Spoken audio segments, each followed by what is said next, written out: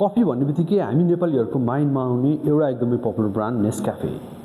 So आजको भिडियोमा हामी कसरी स्विट्जरल्यान्डको नेस्ले कम्पनीले ब्राजिलको कफी इन्डस्ट्रीसँग कोलाबोरेसन गरेर संसारको सबभन्दा पपुलर इन्स्टेन्ट कफी नेस्क्याफेलाई जन्म दिन्छ त्यसको बारेमा चर्चा गर्न जाँदैछौँ।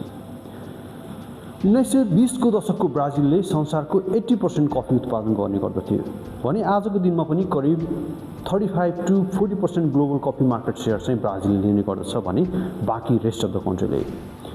सो 1920 तिर ब्राजिलको सरकारले त्यहाँको किसानहरूलाई अनुदान स्वरूप कफी प्रमोसन गर्ने उद्देश्यले केही फाइनान्शियल सहयोगहरू गर्छ र त्यसकै फलस्वरूप 1930 को दशकमा ब्राजिलमा कफी एक्सेस रूपमा प्रोडक्सन हुन्छ र 1929 देखि 1939 को द ग्रेट डिप्रेसनले गर्दाखेरि कफीको डिमान्ड र कफीको प्राइस चाहिँ टोटली ड्रप डाउन हुन्छ र त्यहाँको किसानको पिरमार्कालाई मध्यनजर गर्दै ब्राजिलको सरकारले करिब 10 बिलियन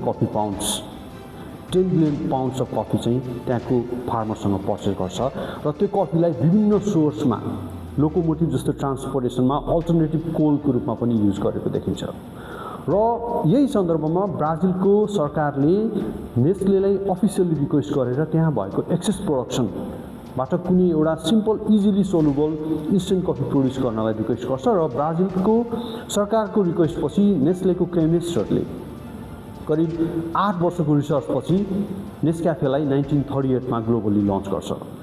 हुन त इन्स्टेन्ट कफीको प्याटेन्ट त्योभन्दा पहिला ब्रिटेन, जापान, न्युजिल्यान्ड जस्तो कन्ट्रीहरूसँग थियो तर कोइन्सिडेन्टली त्यो समयमा वर्ल्ड वार सेकेन्ड चलिरहेको समयमा विभिन्न कन्ट्रीको सोल्जर र मिलिट्रीहरूले एक्सेस रूपमा इन्स्टेन्ट कफी युज गरेको देखिन्छ र जुनले गर्दाखेरि नेस्क्याफेको टोटल सेल्स चाहिँ एकदमै ऱ्यापिडली इन्क्रिज भएको देखिन्छ। यसरी नेस्क्याफेले आफूलाई इन्स्टेन्ट कफीको ब्रान्डमा एउटा जायन्ट ब्रान्डको रूपमा स्थापित गरेको देखिन्छ। सो तपाईहरुको फेभरेट कफी ब्रान्ड कुन हो please comment down. Thank you.